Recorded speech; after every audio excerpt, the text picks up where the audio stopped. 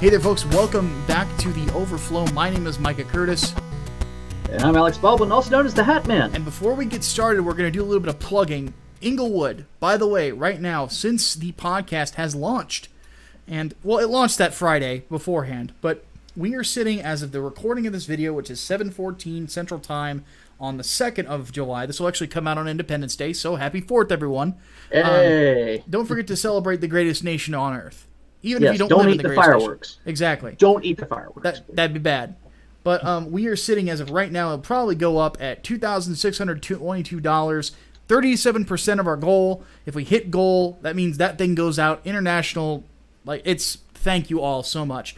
Also, Yes. a big thank you to Ethan Van Sciver for hosting me a couple times on Comicsgate Live and giving me the opportunity to talk about this book.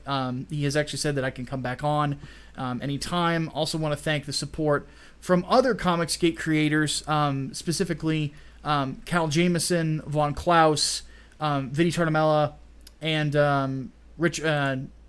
sorry, my brain is blanking on everybody. I'm so sorry. Adam Post. Adam, thank you. So yeah, Adam, Vinny, Eric Weathers, Cal, Von Klaus, Ben Henderson, love you, seriously. You guys are all awesome. So thank you so much for because I feel like I am in we are in very good company in regards to creators. It really feels like we are part of a new wave of comic creators that we're coming into the industry and we're saying we want a slice of this and we're not going to leave until we take it. We are making a new pie that you cannot take from. And our pies are better. You cannot give our pie to you. Because let's say this right now before we talk art contest. Hatman, how many times better is Inglewood issue number 1 than anything Ta-Nehisi Coates has done with Captain America or Black Panther? Literally who now? Exactly. It's that good. I write black people better than Ta-Nehisi Coates does. Fuck them? Fuck them. Fuck 'em. But no, in all seriousness, the Inglewood Art Contest will be starting on July the 10th, going until the 31st, judged by Brian Martinez and Armand Strange, our art team on this book. If you get in the top 5, you will be featured in the director's cut. If you are in the top 3, you will get a free comic, and the winner gets the Windy City Special for free. That is t-shirt, that is pin-up poster, that is the director's cut of the book that you will be in. And I will say this, we haven't said it yet because we're not there yet. I don't feel like setting stretch goals until we're there. One of them that I want to do is one where I come to North Carolina, which is Hatman will be shipping everything out for us, and I sign everything for you guys. Posters, like just sit there for a day on a Saturday. Even though I want to go out and enjoy the beautiful Southern women and everything like that, I will stay inside for you. I'll do the beautiful women on a Sunday stuff. But I'll stay inside for you guys and just sign shit all day for you. Just so you can have that. So...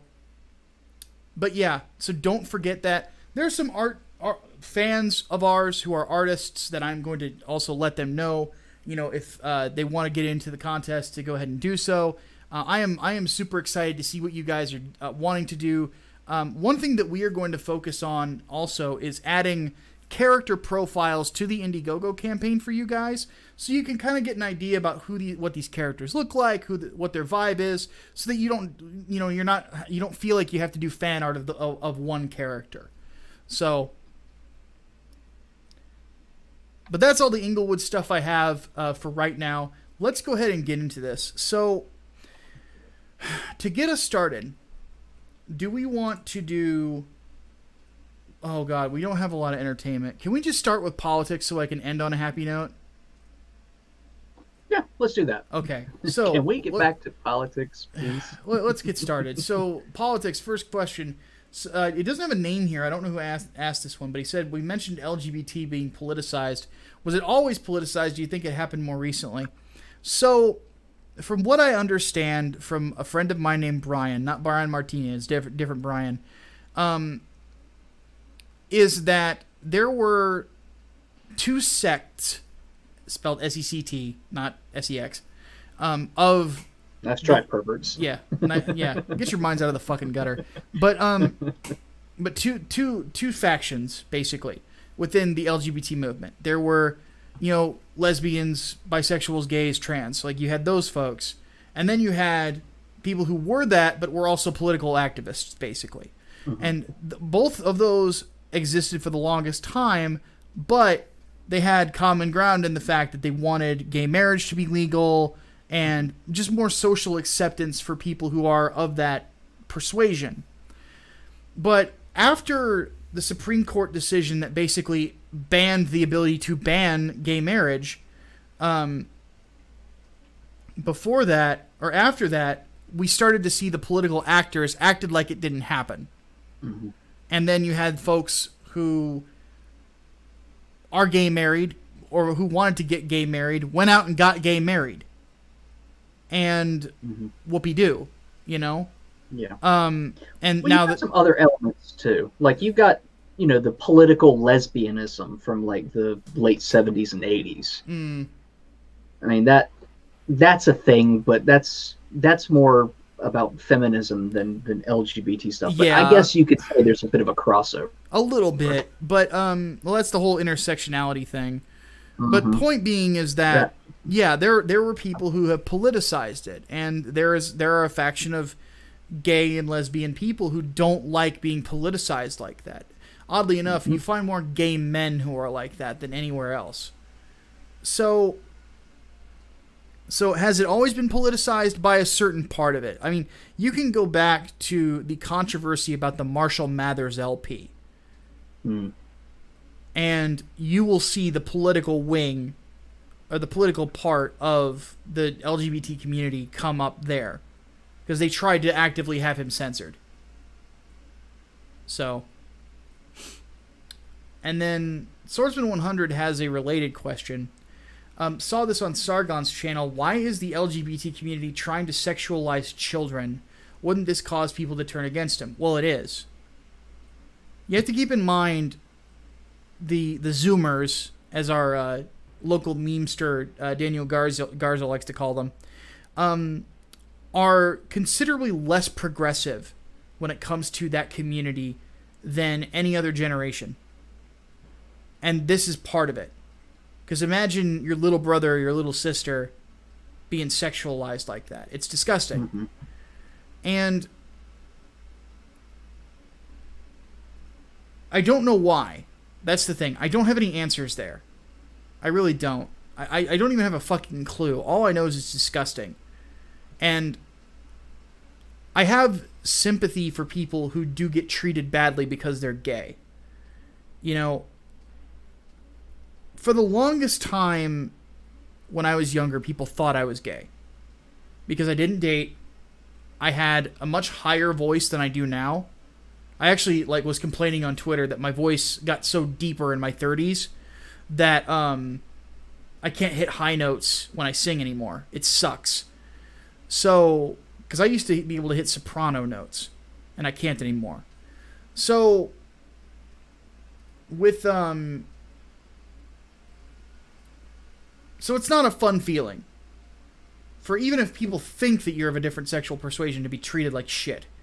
So, but the instant you start bringing kids into the mix and you have them in situations where they're around a bunch of men in assless chaps,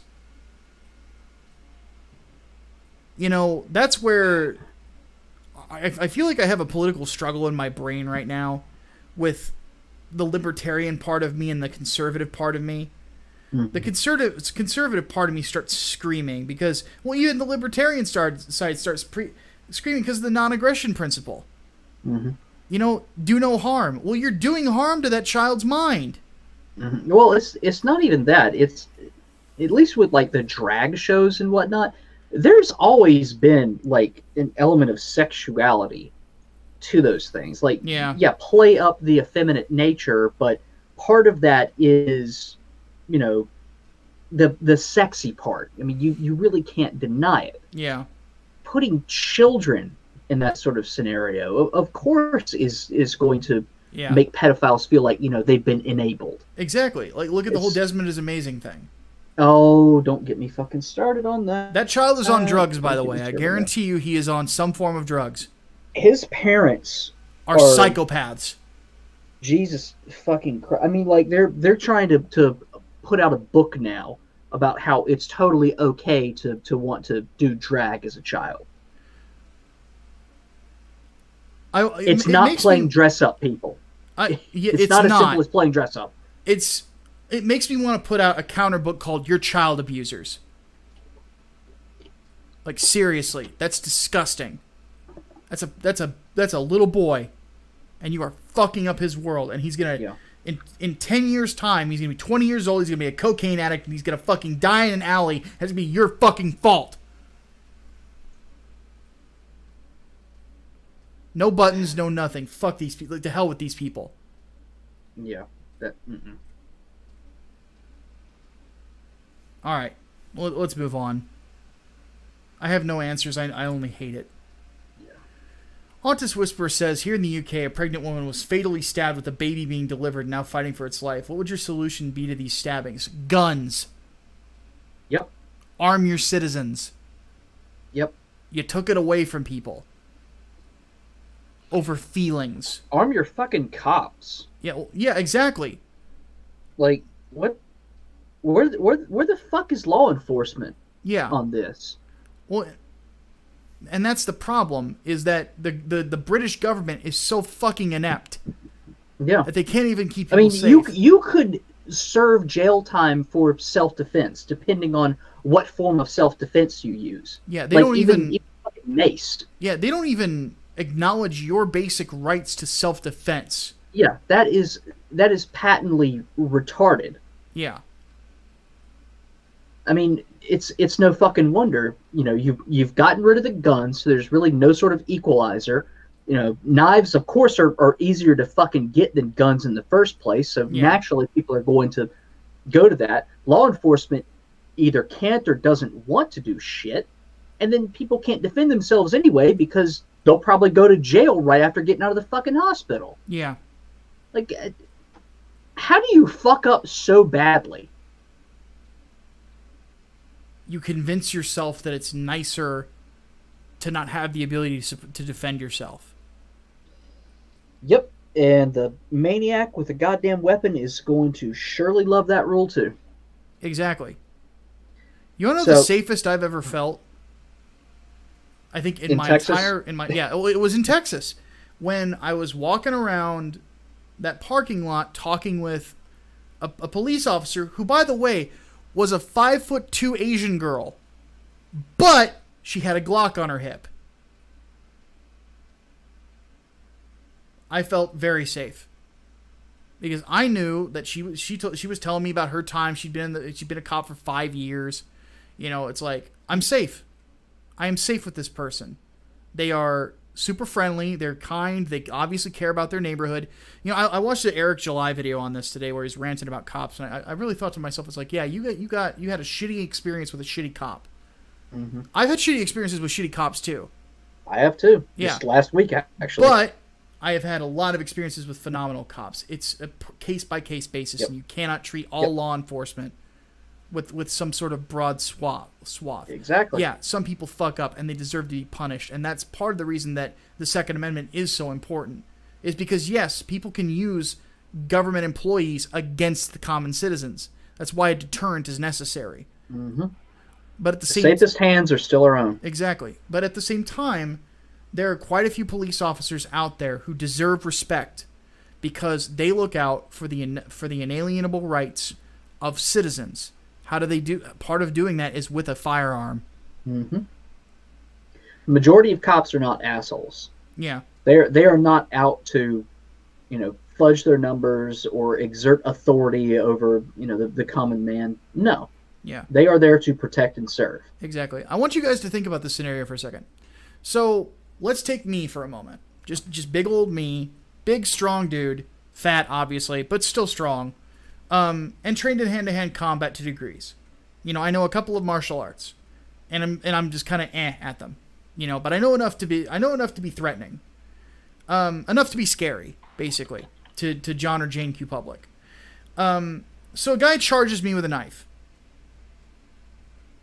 And I have just enough time to see he's coming at me. And let's say I'm unarmed. Well, I have to get lucky and disarm him, but I might get cut in the process.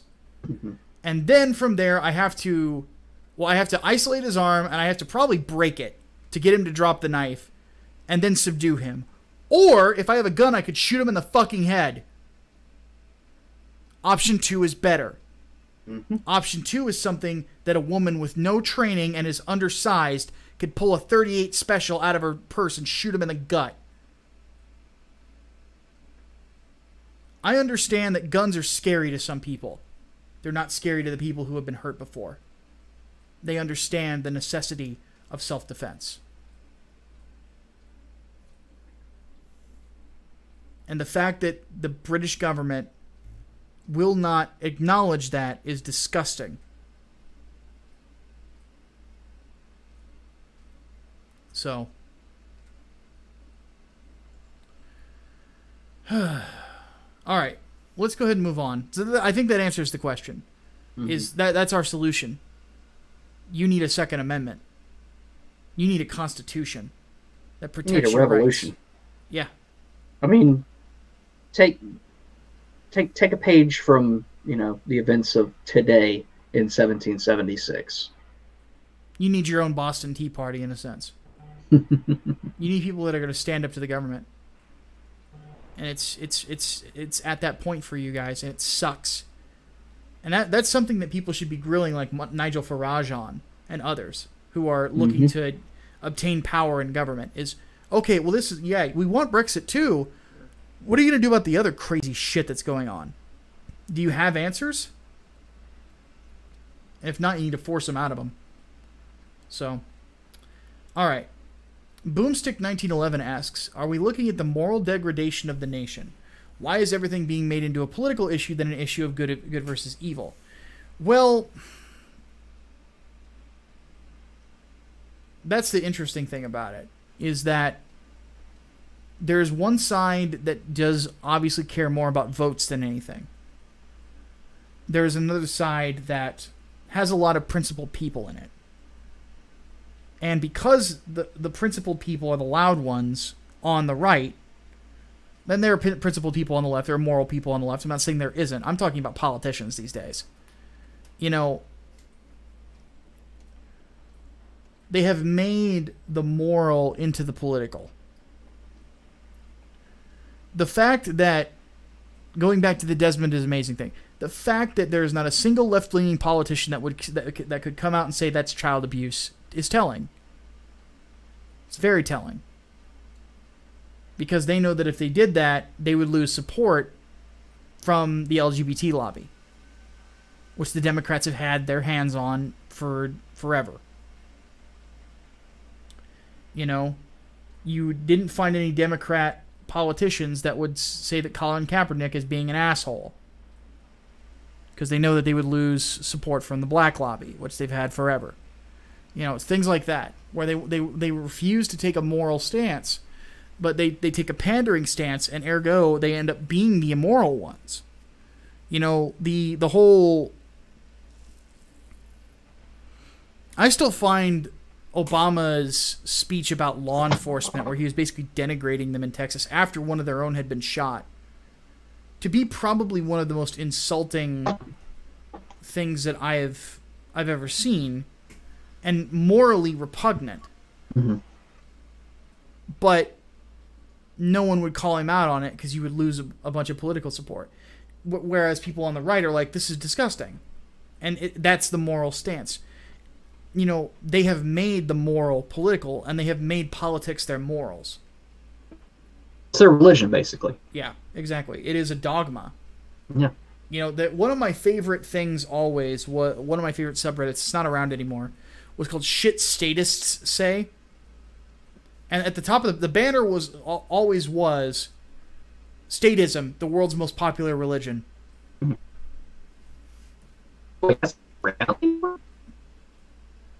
You went robot. This stuff isn't around anymore? I don't think it is. For sure it was.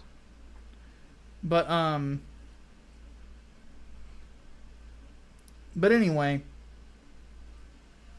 yeah, because they have made politics their religion, actual morals, go by the wayside. Because the problem with politics is that it's not set. What's considered conservative now might not be considered conservative in 20 years. I think that 20 years ago, 30 years ago, I would have been considered a liberal. And I'm not really.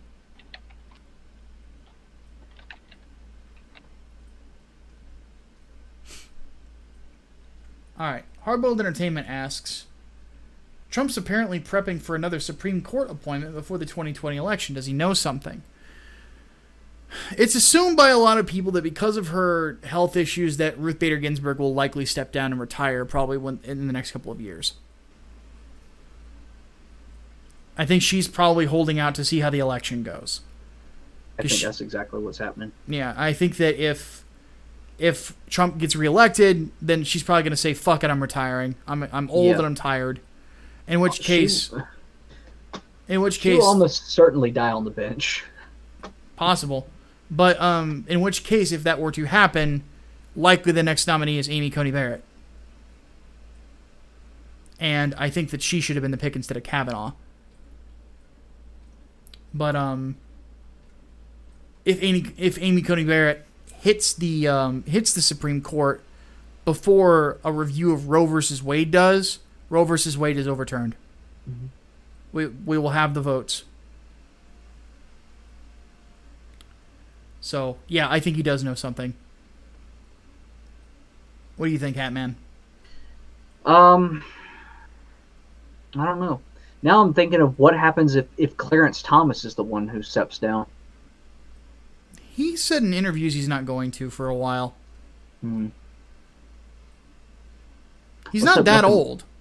Yeah. Well, let's hope nothing happens to him because... oh, shoot. Now please don't let me forget his name.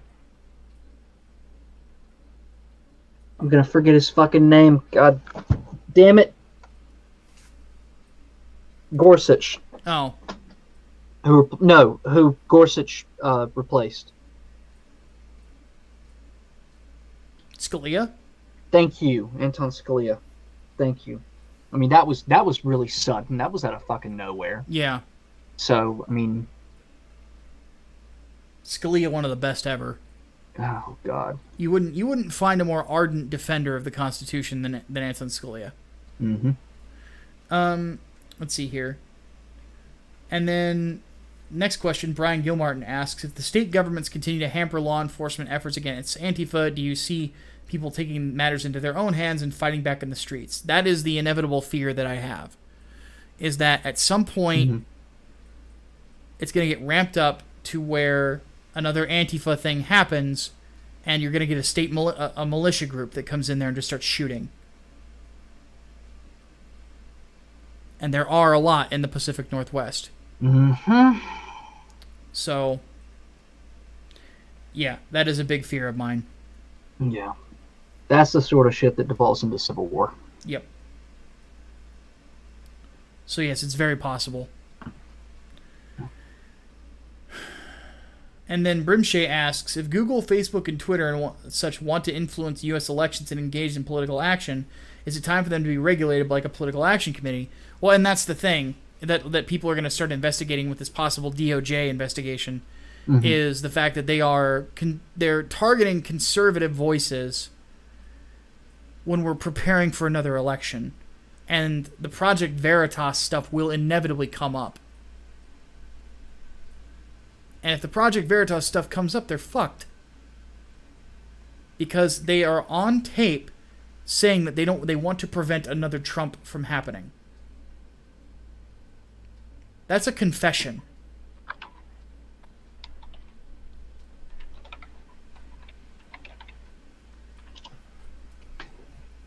Who was it? Was it Eric Schmidt that was on Hillary's campaign council?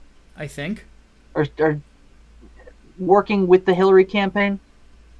I mean, how in the hell can you say that Google is unbiased in all this, and then have the man at the top working with one of the candidates? Fuck that. Yeah, exactly.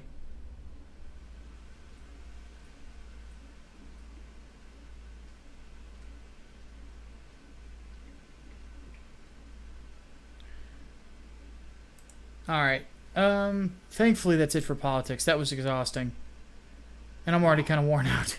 All right, entertainment. Incel Mafioso wants to know, what fantasy world would you love to live in? Could be from games, tabletop, movies, or books. None of them. I'd be dead. Are you kidding me?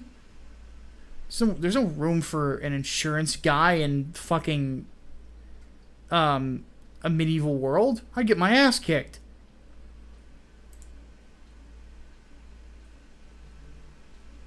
Hatman, what'd be your answer? Just Pokemon count as a fantasy world? I guess.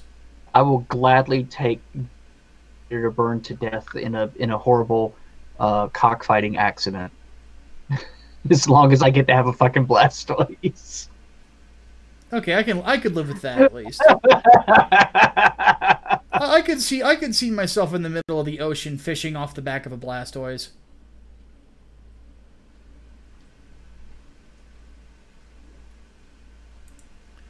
Alright. Crystal Wing wants to know, for his Dead Space D&D campaign, thinking about using undead creatures for most of the campaign, then introducing more when the party enters the castle. Go for it. It's your campaign, dude. When it comes to if you're doing horror D&D, the one thing you want to do is you want to do two things. You want to fuck with people's heads, and you want to have them give them cool shit to kill. That's it. It's not complicated. Like, you can build up from there. That's your foundation. I want to give people cool stuff to kill, and I want to fuck with their heads, and then you build on that. It's like with everything I've created. You know, I wanted to have Hulk meets Doom Guy, so I came up with the character of Alpha for Project Lazarus, and then built up from there. You know, I want to have a guy that would have the physical strength to rip a demon's spine out of its back. There you go. You know, I want a character that is like Chicago's Batman, or Chicago's Daredevil, or Shang-Chi, or Iron Fist. There goes Inglewood. It's not hard. You just have to come up with a basic concept and go from there. Eclectic 1995 wants to know, as our world becomes more technologically advanced, what's the future for science fiction? Nanotech, because we're not there yet. And the possibilities of nanotech. I think that's probably part of the reason that, like, cyberpunk is becoming becoming something people are really interested in now, is because within 20, 30 years, we will probably have artificial limbs. You know, bionics are already a thing in research. You know, and they're pretty fucking awesome, to be honest with you. And because there are people now with bionic limbs that are fully functional. They're experimental, but they're fully functional. And it's fucking crazy. And it's awesome. In 20, 30 years, we will probably have the technology perfected. And the world will start looking more like a cyberpunk thing. And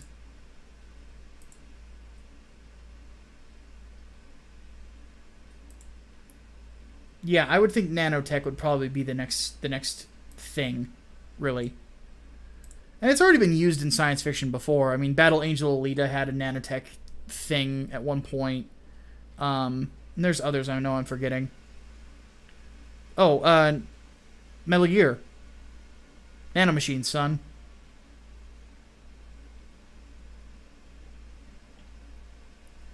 Hey man, what do you think?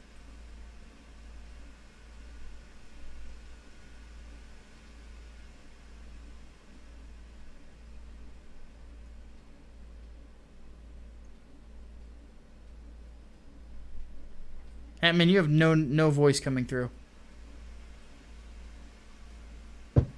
Mike was muted. Fucking Christ. I was gonna say Metal Gear, but was it Infinity War where Tony Stark first talked about nanotech? Yes. Okay. Yeah, that's what the bleeding edge armor is. So you are seeing elements of it, in pop culture, and you have been for a while, but I think it's still one of those things that is just out of reach that people don't know quite how to handle it. As far as setting the boundaries and the rules of it, and what it can and can't do. So it seems almost like technological wizardry at the moment. But why not? Why not? Don't let your dreams be dreams. Indeed. All right, folks. Oddly enough, that's it. That's it. We answered quite a few questions on the actual podcasts. So, yep. Well, quick overflow so you guys can get back to shooting off your fireworks and eating your barbecues and backing Inglewood. Yes, and backing Inglewood for 4th of July. Exactly. I expect to see all of you there. All of your names, including mine. Exactly. It's $5. $10. $12. $10. Yeah, 10 Wait, for the physical. Hold on, there's no $12 tier. Damn it, I need to make one now. $5 tier, $10 tier, two $15 tiers, two $20 tiers, a $30, two $35, a $40, and a $60 if you really believe in us. Which many of you do. Yes, quite a number of you do already. Yeah, that's the crazy thing about it, is we're only at like 80 backers, and we're over a third of the way there. I didn't realize how much you guys liked us. Actually, let me run some numbers right quick. I want to know how many people have done the $60 tier, because not everybody has fixed their shirt size yet. Yes, I'm still waiting on about 4 of you to fix your shirt size. So he's like, what, 13? 13 people have the $60 tier? The Windy City special? No, 16. 16. 16 people have already gotten the Windy City special. So guys, almost $1,000 of that, almost a third of what we've made so far is just from you guys. So thank you. Yeah. Seriously, you're all awesome. I mean, that is just incredible to think about. Yeah. I think more people have gotten the Windy City special than anything else. Yeah. And that's crazy to think about. That's the most expensive one. Exactly. I thought maybe 5 or 6 people would get it, and everybody's like, "No, take my money right now." Mm-hmm. And we even got a $20 donation too. Just a donation. Yeah. Didn't even want anything. Yeah, just you could throw money at us. You could have created another email and gotten another thing, and you decided not to. Thank you. I am incredibly humbled by it. You guys are, oh my god! And somebody in Alaska, man. That's crazy. Yes, it is. I didn't even know we had fans in Alaska. Oh god!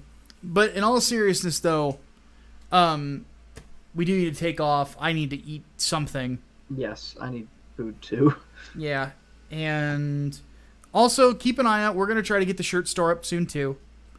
We're still gonna try to get chest prints done and all that other stuff, and go ahead and get that set up. It's gonna take some time, but yep, it's just a matter of collecting everything and finding the time for it too. Yep. All right, so that's the end of that. Hatman, any final words? Enjoy freedom. Indeed. God bless the USA. USA. USA. USA. But anyway, my name is Micah Curtis, your favorite vanilla gorilla. And I'm Alex Baldwin, the patriotic Hatman. See you guys later. Dave's Vault. Dave's Vault.